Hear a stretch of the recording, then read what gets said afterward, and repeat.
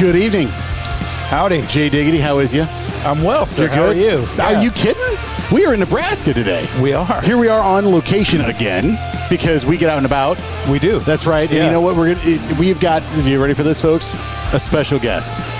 Not just a guest, a special guest. That's right. Sitting right across from us right here is the one and only Jason Porto, president of Ground Builders here, Inc. here in Omaha, Nebraska. Yep. And we're actually just, Jason, how far, we're north of Omaha, or are we west? No, we're west. A little bit northwest. We're a little bit northwest at, right now we're at the Woodcliff Restaurant on Woodcliff Lake. Yep. And let me tell you, this place is awesome. It's pretty cool. It's pretty cool. I'm digging it. Yeah. If you find yourself... Lake. Say what? For a Nebraska lake. A Nebraska lake. Well, for a Nebraska lake, yeah. So if you're listening in the Nebraska area and you're anywhere near Fremont, go find yourself the Woodcliff Restaurant. Man, this place is awesome. Jason? What'd you eat for dinner? Blackened catfish tacos. Blackened catfish. Other Jason, what'd you have? I had the grilled chicken. The grilled chicken. I myself had their burger special, which was something. Imagine So out of those three meal choices that everybody just heard, guess which two of us are fat and which one isn't? That's right. That's right. Well, that's fine. Mr. Grilled Chicken's over there. That's right. Yeah. Strutting his slim figure. That's right. That's right. You know what? I'm still a recovering fat person. So. Nice. So yeah, man. So yeah, here we are. We're up here doing some training, working with training with stuff and contractors on. Well, okay, here we are already. Yep. The shameless plug. That's right. For SG Advantage, we're up here, and Ground Builders. Actually, these guys have got a special spot in our heart. That's right. They're the OGs. The OGs. Jason and his crew. You guys were the very first ones to throw caution to the wind and jump on board with us and be like, man, we're going to make this happen. And we really appreciate that. So that's awesome. Thank you very much. It's been really cool, and I really enjoy things that are not all the way thought out and just figuring it out. So there we go. Well, this makes a lot of sense now, based on what we talked about just a little bit ago. Yeah. There's been a lot of Ken's personal touch too. That's been nice. Man, you can take that however you like. Ladies, I am married, so you've heard from Nicole. So that's right. None of that personal touch happening other than software. So we're gonna let that go. Jesus across the table, like, oh my God, what did we sign up for here? Yeah. We were talking with Jason Porto about kind of how he got to where he is now and how Ground Builders came to be. Yeah. And if we could, I want to kind of revisit a little bit of that conversation. Absolutely. I think that was a something awesome, but I got to preface that with, let me kind of give you a picture of what it's like when you pull into Ground Builders facility. So you pull in and you've got a bunch of material bins there. You've got equipment there. There's a yard full of trucks, a fuel island. Do you have a commercial vacuum, by the way, out by your fuel island? We do. Yeah. See, if you look in the trucks, I don't think they use it. but to give you an idea of the kind of operation we're talking about, they've got a commercial vacuum by the fuel island, for crying out loud, right? Yeah. So they've got that, and then the office you've got a drive-through shop, so you can drive in one side, drive out the other. You've got technician bays in there. You've got a lift. The office has got reception area, conference room. You've got several workstations for salespeople and staff and account managers. This is not what you would. This is not like John Q homeowner type newbie type setup here, and you've outgrown it, right? Like you guys are way out of space, and you are way overselling it. Well, okay, so modesty rules the day here, your trucks are all in great shape. They're all beautiful. They're all logoed. Especially that former ambulance. Okay, we're going to talk about that. Okay. We're talking about that. That is topic number 5. Okay, all right, I'm going to get there. Because I was actually listening to the air show one where I completely went off topic for an entire episode. Not doing that again. I got notes, bud. Okay. So, yeah. But is that the one where I just let you run? You sure did. Yeah. Yeah, like 35 minutes off topic. Thanks, pal. Yeah, but no, man, it was, you've got, Jason, you've really built a business to be super, super, super proud of. And you started it too. It's not like something that you bought or it was made for you. That's your heart and soul, right? Yeah. It's been a long time, and we are super lucky to have awesome people to work with, and just getting to know other people in other businesses. I don't know how some of these businesses, we don't have a lot of turnover, so we've got a lot of longer term employees, but I mean, those dudes and women really make it go a lot better than maybe it looks to me. You make it paint out to be this beautiful picture. Sometimes I'm in there, I just feel like I'm in a giant dust storm, but it's yeah. Well, and I think that's something that any business owner can relate to. I mean, I know I can. We're in the process of trying to move, and the real estate guy that was coming to look at our place and is helping us look around, he was giving some accolades about how nice the shop is, and I'm like, are you kidding? There's dirt in that corner. There's dirt in that corner. Yeah, we don't have room for anything. I mean, come on, man. But it's something where I think that when sounds like more like our place, actually. yeah, there you go. But I mean, at the end of the day, you are your own worst critic. But I mean, how long has Ground Builders been Ground Builders? We started in 2009. So I was in college. I was 19 or 20. I'm not going to do that math. And it was not anything like it is today. And I don't think I fully knew what I was getting into. But we started in 2009. I was in college. Just wanted to start a business. Pretty much thought it was going to be a side thing / even maybe not even that involved. Hire some people, just mow some grass. Quickly, I realized I just like to do anything anyone wants to pay me money for. And thought that would be fun. And is that what all of those boxes that are encased in coffee grinds and shrink wrap is all about? Oh, am I not supposed to mention that? That's right. Yeah, that was sorry. Oh, okay. Never mind. That didn't really happen. Yeah. Look at him. He's like, what the hell are you talking about? Never mind. I'm trying to track, but I get you. Yeah. So, yeah. No, that's so, yeah. So we just started to do different things. I had a business partner for the first year, and he just kind of decided he did not want to be partaking in my do anything for money thing and wanted to just mow. So it worked out good. He's still a really good friend of mine. Just kept going down the journey of figuring it out, getting more accounts. And for the first 6 or 7 years, it was just a rat race. I don't know if I'd call it a business. It was just me orchestrating chaos. And trying to pay the bills and on that. So you were kind of mentioning like the grind of that, right? So like I think 14-hour days, drinking beer on the night in the shop, and trying to get up in the morning and do it again. Yeah. Oh yeah, man. And I guarantee you, upper 80% of people that are listening to this right now know exactly what you're talking about. Oh, absolutely. Yeah, I mean, 100%. That's exactly what I was going to say. That's a common story. Pretending to be mechanics and breaking more stuff. Oh, yeah. You're buying 10-millimeter sockets by the bundle because they're rolling under everything. You can't find them. No. Oh, yeah, man. No, I get it. So it was fun, though. I do think back on it really fondly. Like, it was a fun time. Yeah. So what was the deciding moment for you on when you woke up one day and you're like, okay, this is a real business? We were forced to move offices. Like, we started to gain a little traction towards the end of the facility we were on, like in the heart of Omaha. But the new landlords weren't going to renew our lease, so we had to find a place. So we found a place that it still didn't suit us very well, but it kind of just made a step up. We had a little better outside area. We had a little nicer office. When I say that, very little nicer office. And just, I remember actually, snow removal, it's very fitting being a snow podcast, but was definitely the catalyst that's taken our business, because it's mowing grass and doing landscape projects. I mean, it takes a long time. It's hard to like make a significant amount or decent amount of money to be able to invest it. So I remember going into a spring, moving into that new place, and actually having a little bit of money, and like thinking, well, how can I use this and reinvest it in the business and do some things with it? And it was just a really fun time. I mean, it wasn't very much money, but it was enough to, like, for me in the stage of life where I was at, to really play with and think about, like, oh, we could do this, we could buy this, we could build out the shop like this, we could whatever, invest in marketing. I think some of the head was going, I've never paid for marketing. Like, I could pay for some marketing, do something. Oh, yeah.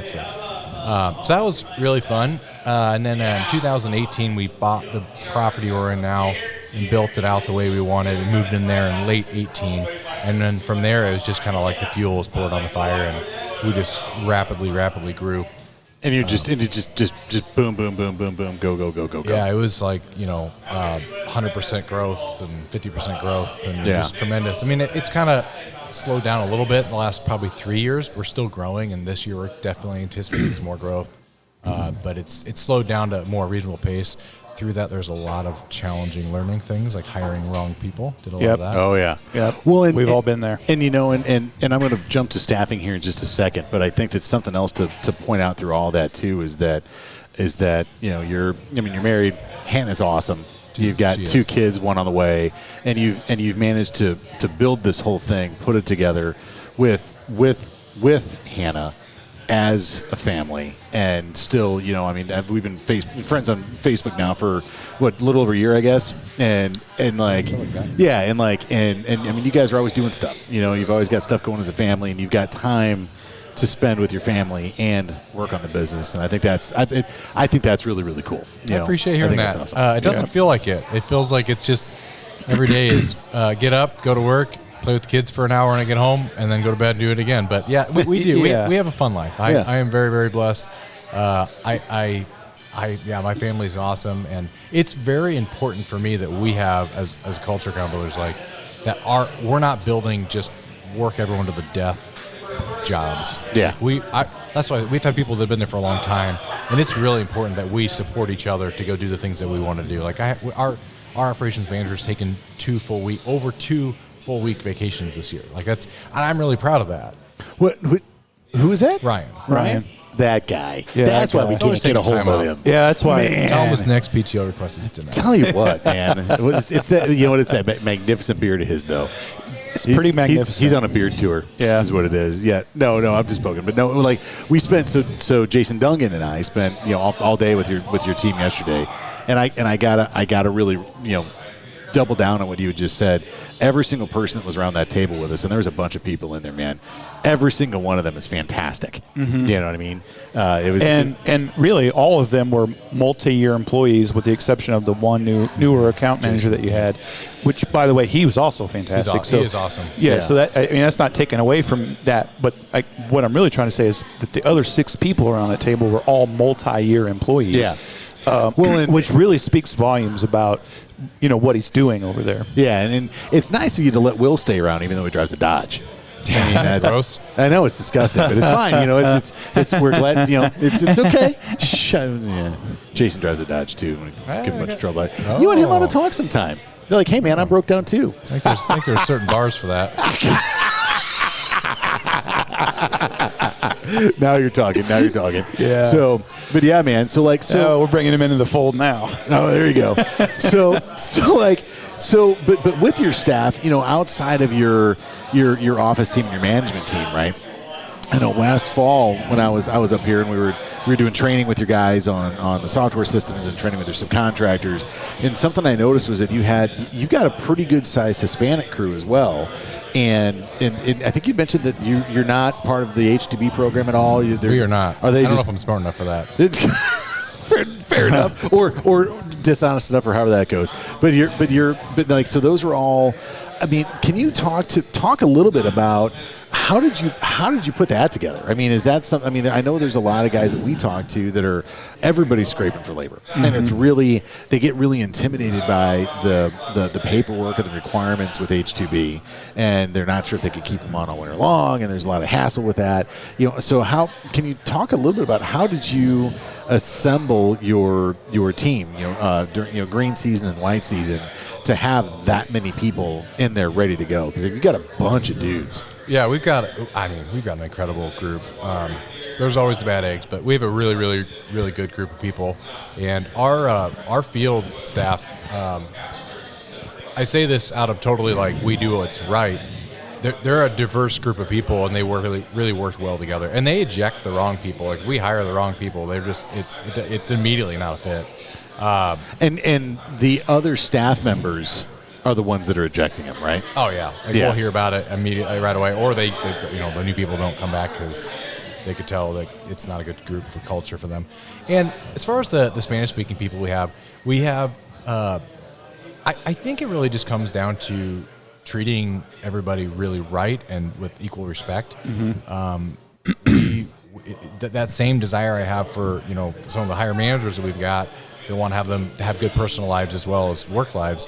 It's important for everybody that works at the company. So I think they all feel that, and they feel like they're somewhere that they can build a life and a career rather than just go work to their fingers to the bone and, not feel like they're respected and treated well. Man, that's so awesome to hear, because I mean, there's, and I think that's something that the contractors that we typically find ourselves talking to, right? We don't spend a lot of time working with great big giant huge companies.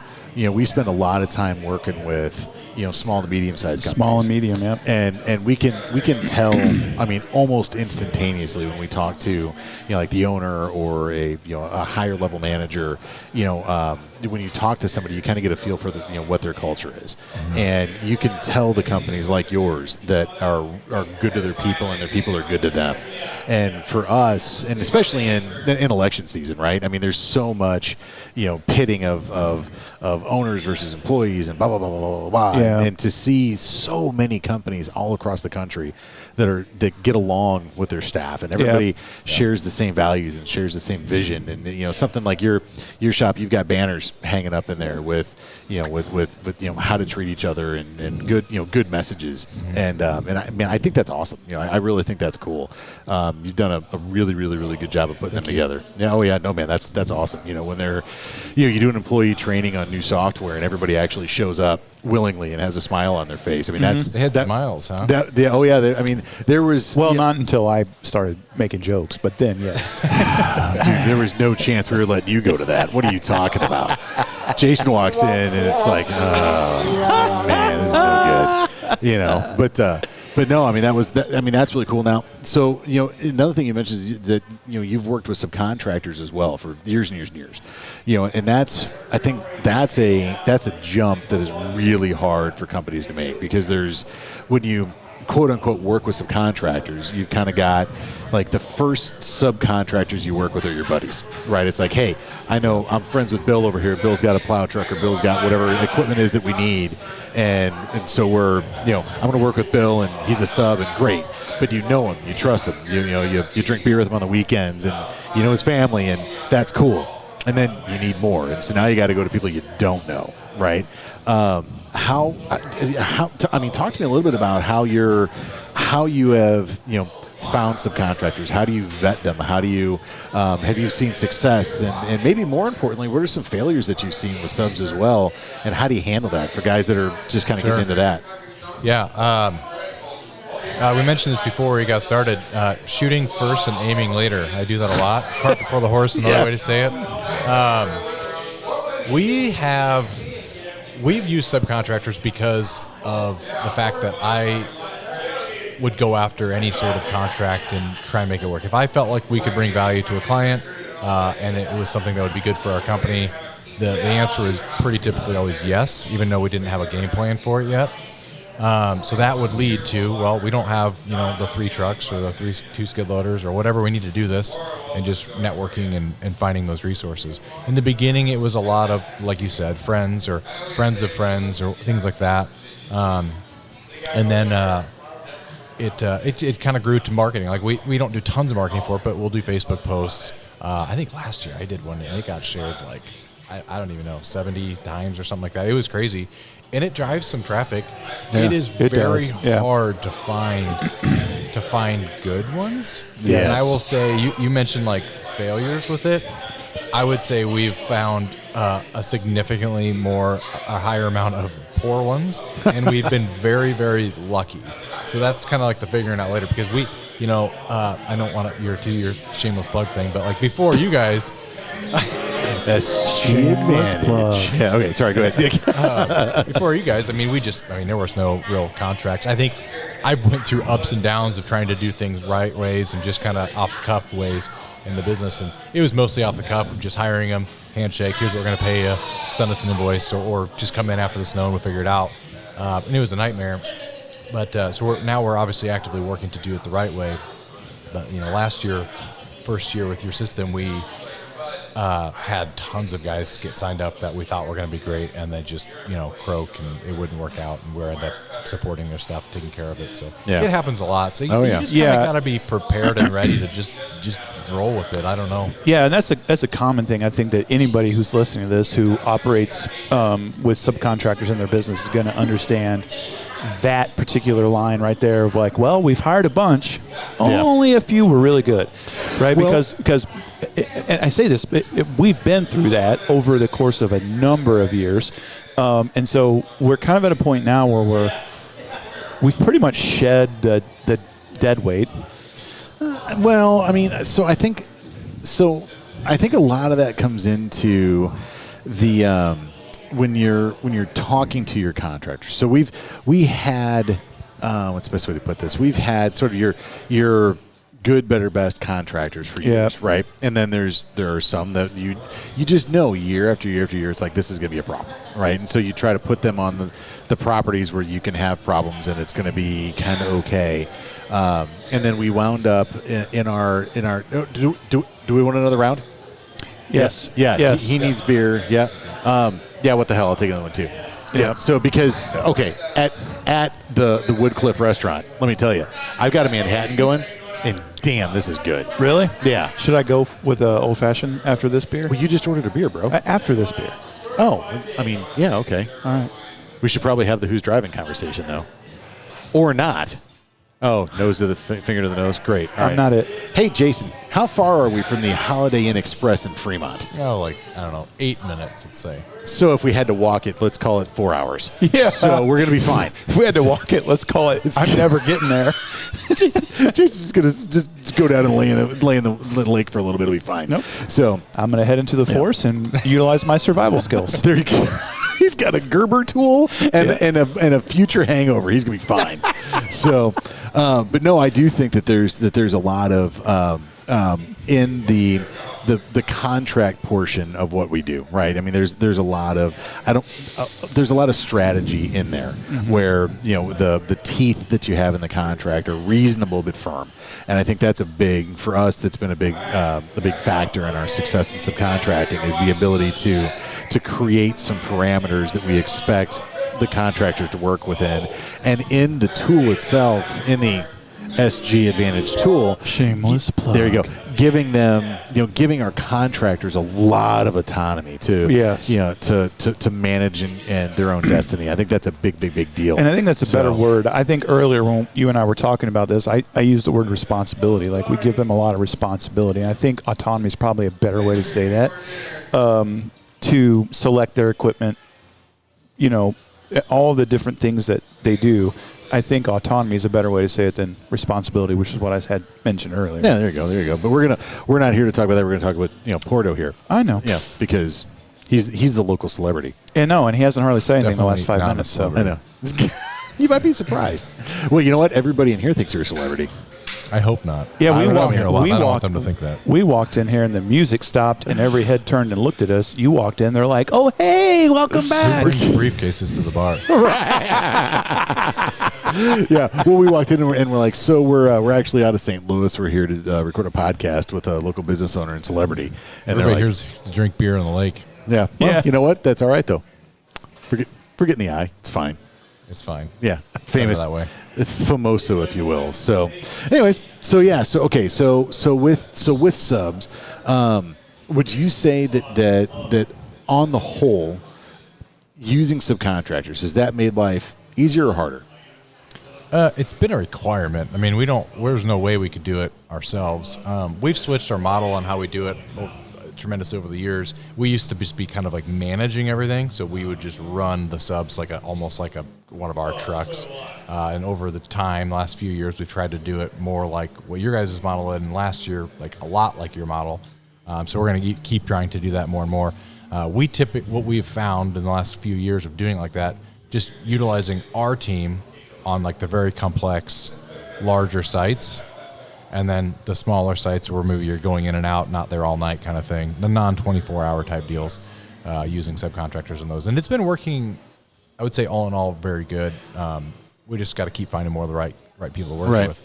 And we've landed on a few that are phenomenal. So we do have some really good ones. Yeah. Yeah. Do you want to give any shout outs? Or do you not want to give that secret up? I wouldn't. Because I don't know if I'd give that secret up. I wouldn't. I wouldn't tell a soul who my subcontractors were. Are you kidding me? Well, not the good ones. You know how hard it is to get them? I'm not giving that info The out. other nice thing about that is I think they're selected who they want to work with, too. The good 100%. the good ones are super leery. They're like, I don't know about this. Yes. Yeah. Oh, yeah. No, that's okay. So there's something that we get a bunch is new guys will come in and they to me, a really good subcontractor is somebody that reads the contract, wants to understand it, wants to know about your company. Who are you? Yep. What kind of work are you going to put me on? Yep. I mean, that's somebody that has an interest in success, and I think that's really, really important. So yeah. But yeah, man. So you know what I think we're going to do? I think we're going to hit it on right here for this one. We're going to call this one of two because we're coming up on 30. We got a few more topics to talk about with our friend Jason Porto here from Ground Builders in Omaha, Nebraska. I'm Ken Bogan, and this is Jason Dungan. That's right. Not as good looking or famous as Jason Porto. Oh, absolutely. Don't take that the wrong way. Not even close. Just is what it is. Are you kidding me? That's right. So have you seen this man? You guys are ridiculous. Sit across from me. Are you nuts? Anyway, all right. So we hope you come back next time this episode comes out with session 2 from Ground Builders. That's right. I really appreciate you listening. This is Talking with Swinner. This is going to be awesome. We'll see you in a little bit on number 2. Yep. Bye.